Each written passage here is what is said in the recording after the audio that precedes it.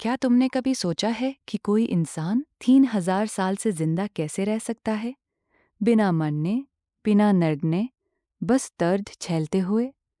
आज मैं तुम्हें एक ऐसे योद्धा की कहानी सुनाने जा रहा हूँ जिसको अमरता का वरदान नहीं, बल्कि लानती जिंदगी का श्राप मिला था। ये कहानी है गुरु द्रोणाचार्य के बेटे अश्वत्थामा की। वो योद्धा जिसने महाभारत के अंत में ऐसी भयानक गलती की कि उसे ना जीने का हक मिला, ना मरने का।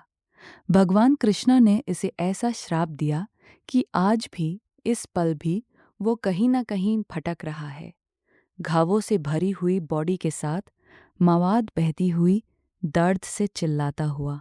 लेकिन सबसे डरावनी बात यह है कि हजारों लोगों ने क्लेम किया है कि उन्होंने अश्वत्थामा को देखा है। हॉस्पिटल्स में, जंगलों में, पहाड़ों पर। एक अजीब आदमी जिसकी मत्थे पर एक घाव है जो कभी भरता नहीं। क्या ये सच है? क्या वो सच में आज भी जिंदा है? चलो चलते हैं उस रात की तरफ जहां ये सब शुरू हुआ। महाभारत का युद्ध खत्म हो चुका था। कुरुक्षेत्र की धरती लाशों से भरी पड़ी थी। पंडावों की जीत हुई थी, लेकिन कौरवास का पूरा खानदान खत्म हो गया था। दुर्योधन, जो कभी हस्तिनापुर का राजकुमार था, अब एक तालाब के पानी में छुपा हुआ था। बॉडी टूट चुकी थी, जंघें चूर हो गई थी भीम के गढ़े से। और उस तालाब के किनारे खड़े थे तीन आखिरी कौरवा योद्धा, अश्वत्थामा, कृपाचार्य और कृतवर्मा। तीन लोग जो अभी भी जिंदा थे, लेकिन उनकी आंखों में हार का दर्द था। अश्वत्थामा अपने पिता द्रोणाचार्य का एकलौता बेटा था। द्रोणाचार्य, जिनका नाम सुना नहीं है, महान गुरु जिन्होंने अर्जुन जैसा योद्धा तैयार किया। लेकिन उस युद्ध में पांडवों ने धोखे से द्रोणाचार्य को मार दिया था। अर्जुन ने उन्हें झूठ बुलाया था कि अश्वत्थामा मर गया, और द्रोणाचार्य ने ये सुनकर अपने हाथों से खुद को मार दिया। ये बात अश्वत्थामा के दिल में गड्ढे की तरह घुस गई थी। उसकी रातों की नींद उड़ गई थी। दिन रात बस एक ही बात घूमी थी उसके दिमाग में, बादला। उस रात जब दुर्योधन अपनी आखिरी सांसें गिन रहा था, उसने अश्वत्थामा की तरफ देखा और कहा, मित्रा, मैंने हार गई है। मेरा सब कुछ छीन गया, लेकिन एक आखिरी इच्छा है। पंडावों को ये जीतता सुख मत जीने दो। कुछ कर दो, कुछ भी। अश्वत्थामा की आंखों में आग भड़क उठी। उसने कसम खाई, दुर्योधन, आज की रात पंडावों का वंश ही खत्म कर दूंगा। एक भी बच्चा जिंदा नहीं बचेगा। कृपाचार्य ने रोकने की कोशिश की। अश्वत्थामा, ये गलत है। युद्ध खत्म हो गया है। अब और खून गिरवाना पाप है। लेकिन अश्वत्थामा ने सुनना ही नहीं चाहता था। वो पागल हो चुका था गुस्से में। उसने अपनी तलवार संभाली और चला गया रात की अंधेरी में, पंडावों के शिविर की तरफ। रात का तीसरा प्रहर था। पंडावों का कैंप सोचा हुआ था। युद्ध जीत गए थे तो सब सुकून से सो रहे थे। राक्षस भी थोड़ा सहज थे। किसी को लगा ही नहीं था कि अब कोई खतरा हो सकता है। तभी अश्वत्थामा शिविर में घुस गया, चुपके से, जैसे कोई भूत। उसकी आंखों में ऐसा गुस्सा था कि वो इंसान नहीं, शैतान लग रहा था। सबसे पहले वो गया उस तंबू में जहां पंडावों के 5 बेटे सो रहे थे, प्रतिविंध्या, सुतासोमा, श्रुताकर्मा, सतानिका और श्रुतासेना। 5 निर्प्रत बच्चे जो सपने देख रहे थे शायद कि कल सुबह वो अपने पिता के साथ खुशी मनाएंगे जीत की। लेकिन वो सुबह कभी आई ही नहीं उनके लिए। अश्वत्थामा ने एक एक करके उन पांचों को सोते हुए मार दिया, निर्दयता से, बेशर्मी से। उन्हें मौका तक नहीं दिया कि वो उठें और अपना बचाव करें। वो निशास्त्र बच्चे थे, निरपराध थे।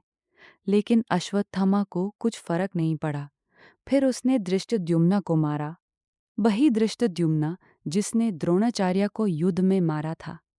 उसने उसे पकड़ा, घसीट कर बाहर लाया और उसकी गर्दन तोड़ दी। पूरे शिविर में चीखें गूंज उठीं।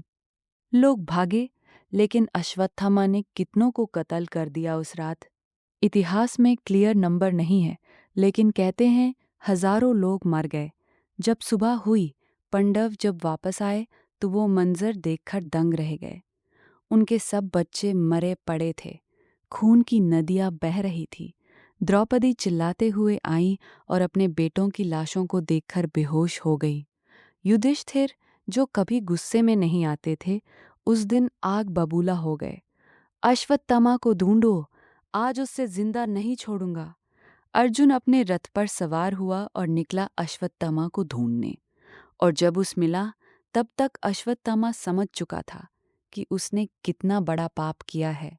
वो भाग रहा था जान बचाने, लेकिन अर्जुन उसके पीछे पड़ गया। दोनों के बीच एक आखिरी टक्कर हुई।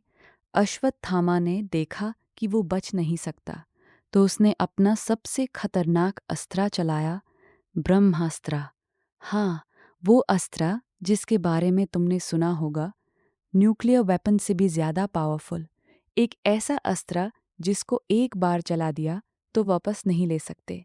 अश्वत्थामा ने वो अस्त्र पांडवों की आखिरी उम्मीद की तरफ फेंका, अभिमन्यु की पत्नी उत्तरा के गर्भ की तरफ। उत्तरा प्रेग्नेंट थी उस वक्त, और उसके पेट में था अर्जुन का पोता परीक्षित। अश्वत्थामा चाहता था कि पांडवों का वंश ही खत्म हो जाए। अगर उत्तरा का बच्चा मर गया तो पांडवों का कोई वारिस नहीं बचेगा। लेकिन तभी तभी भगवान कृष्ण ने अपनी दिव्य शक्ति से उस बच्चे को बचा लिया। उन्होंने ब्रह्मास्त्र का प्रभाव रोक दिया अपनी एनर्जी से, और फिर कृष्ण ने अश्वत्थामा की तरफ देखा। उनकी आंखों में गुस्सा नहीं, दुख था, निराशा थी। उन्होंने कहा, अश्वत्थामा, तू ब्राह्मण का बेटा है, गुरु का बेटा है, तूने धर्म का सारा ज्ञान पाया है, फिर भी तूने निशास्त्रा बालों को मारा, सोते हुए लोगों को मारा, एक अगर बच्चे पर अस्त्र चलाया। तूने युद्ध के नियम तोड़कर अत्याचार किया है।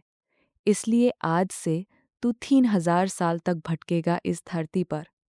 तेरे मथे का मणि, वो दिव्य रत्न जो तुझे अमर बनाता था, वो निकल जाएगा। तेरे शरीर में घाव होंगे जो कभी भरेंगे नहीं। मवाद बहती रहेगी, दर्द ऐसे कि तू हर पल मरना चाहेगा लेकिन मर नहीं पाएगा। कोई तुझे शरण नहीं देगा, कोई तेरे पास आने की हिम्मत नहीं करेगा। तू अकेला रहेगा, भटकता रहेगा, दर्द झेलता रहेगा, जब तक कि तेरी सजा पूरी ना हो जाए। और उस पल से अश्वत्थामा की जिंदगी नरक बन गई। कृष्णा ने खुद अपने हाथों से उसके मथे से वो मणि निकाल दी। खून टपकने लगा। दर्द ऐसा हुआ कि अश्वत्थामा चिल्लाया, गिर गया, लेकिन वो मार नहीं सकता था। ये श्राप का हिस्सा था। और फिर वो उठकर भाग गया, जंगलों में, पहाड़ों में, कहीं दूर जहां कोई उसे ना देखे। लेकिन उसे पता था कि ये सिर्फ शुरुआत है। अगली 3000 साल तक ये दर्द उसके साथ रहेगा। अब तुम्हें लगता होगा कि ये बस एक कहानी है, एक मिथ ही है, लेकिन सुनो कुछ फैक्ट्स जो तुम्हारे रोंगटे खड़े कर देंगे। 1947 में एक डॉक्टर ने गुजरात के एक हॉस्पिटल में एक अजीब पेशेंट को देखा। वो आदमी बड़ा लंबा था, उसके मथे पर एक गहरा सदा हुआ घाव था जिसमें से मवाद बह रही थी। उसने दवाई मांगी, लेकिन अपना नाम नहीं बताया। डॉक्टर ने जब उसका इलाज करना चाहा तो वो गायब हो गया। लोकल लोगों ने बताया कि ऐसा आदमी हर कुछ सालों में दिखाई देता है। 1980s में कुछ ट्रैकर्स ने क्लेम किया कि उन्होंने हिमालयास में एक अजीब सा साधु देखा, बहुत लंबा, लंबे बाल और मथे पर एक घाव जो कभी ठीक नहीं हो रहा था। जब वो पास गए तो वो इंसान बड़ी तेजी से भाग गया, इतनी तेजी से कि लगता ही नहीं था कोई नॉर्मल इंसान हो। 2012 में मध्य प्रदेश के एक गांव में रात को एक आदमी आया और इसका पूरा शरीर गवों से भरा था। उसने खाना मांगा। जब गांव वालों ने दिया तो उसने कहा, 3000 साल से मैं खाना ढूंढ रहा हूँ जो मुझे शांति दे, और वो चला गया। ये सब कोइंसिडेंसेस हो सकते हैं, लेकिन इतने सारे लोग, अलग अलग जगह, समय तरह की कहानी, ये सोचने वाली बात है। कुछ स्कॉलर्स कहते हैं कि अश्वत्थामा का श्राप सिंबॉलिक था, मतलब वो फिजिकली नहीं, बल्कि स्पिरिचुअली जिंदा है। यानी उसकी गलती की मेमोरी हमेशा के लिए जिंदा रहेगी। लेकिन बहुत सारे लोग मानते हैं कि वो सच में जिंदा है, कि वो आज भी कहीं जंगलों में, गुफा में दर्द झेल रहा है। हर पल मरना चाहता है, लेकिन मर नहीं सकता। सोचो उस आदमी की जिंदगी के बारे में। 3000 साल, मतलब जब महाभारत खत्म हुई तब से लेकर आज तक उसने सब कुछ देखा होगा। राज्यों का उत्थान और पतन, सभ्यताओं का विनाश, दुनिया का बदलना। लेकिन वो खुद वही रहा, दर्द में अकेला, सबसे दूर। ये कहानी हमें क्या सिखाती है? पहली बात, गुस्से में कोई फैसला मत लो। अश्वत्थामा ने गुस्से में वो किया जो हमेशा के लिए उसकी बर्बादी बन गया। उसने अपना पूरा जीवन बर्बाद कर दिया, सिर्फ एक रात के बदला लेने के लिए। दूसरी बात, निरपराध पर हमला करना सबसे बड़ा पाप है। उसने बच्चों को मारा, सोते हुए लोगों को मारा। अगर तुम किसी निर्दोष को दुख देते हो, तो वो पाप तुम्हारा पीछा कभी नहीं छोड़ता। तीसरी बात, अमरता वरदान नहीं, श्राप बन सकता है। हम सब सोचते हैं कि काश हम कभी ना मरे, लेकिन अगर तुम्हारे पास मरने का ऑप्शन ही ना हो और तुम दर्द झेलो, तो वो जिंदगी नहीं, सजा है। और सबसे इम्पोर्टेंट, कर्मा कभी छोड़ता नहीं। जो तुम करते हो, वो तुम्हारे पास वापस जरूर आता है। अश्वत्थामा ने सोचा था कि बदला लेके उसे शांति मिलेगी, लेकिन उसे मिली बस अमर दुख की सजा। आज भी जब रात में तुम किसी शहर जगह पर अकेले हो और तुम्हें लगता है कि कोई तुम्हें देख रहा है, क्या पता वो अश्वत्थामा हो जो आज भी भटक रहा हो। क्या पता तुम्हारे शहर के किसी हॉस्पिटल में वो कभी आया हो दवाई के लिए और चला गया हो बिना कुछ कहे। ये सोचकर रोंगटे खड़े हो जाते हैं ना, कि कोई आदमी 3000 साल से दर्द में जी रहा हो, सिर्फ इसलिए कि उसने एक रात में गलत फैसला ले लिया। अगर तुमने ये कहानी सुनी और तुम्हें लगा कि ये सिर्फ एक कहानी है, तो थोड़ा और रिसर्च करो।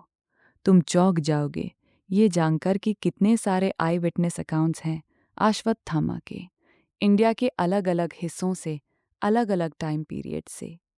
क्या वो सच है? क्या अश्वत्थामा आज भी जिंदा है? मैं तो नहीं कह सकता पक्के से, लेकिन इतना ज़रूर कहता हूँ कि अगर कभी तुम्हें कोई लंबी हाइट का आदमी मिले जिसके माथे पर एक अजीब सा पुराना घाव हो और वो तुमसे कुछ मांगे, तो उस ज़रूर देना, क्योंकि क्या पता वो अश्वत्थामा हो और तुम्हारी छोटी सी मदद से उसे थोड़ा सुकून मिल जाए। ये थी महाभारत की सबसे डरावनी और दुख भरी कहानी। अगर इस कहानी ने तुम्हारे रोंगटे खड़े कर दिए, तो चैनल को सब्सक्राइब ज़रूर करना और कमेंट में बताना कि क्या तुम्हें लगता है अश्वत्थामा आज भी जिंदा है। अगले वीडियो में मैं तुम्हें एक और ऐसा रहस्य बताऊंगा जो तुम्हारे होश उड़ा देगा। तब तक के लिए अपना ख्याल रखना और गुस्से में कोई गलत फैसला मत लेना, क्योंकि किस्मत कभी माफ़ नहीं करती।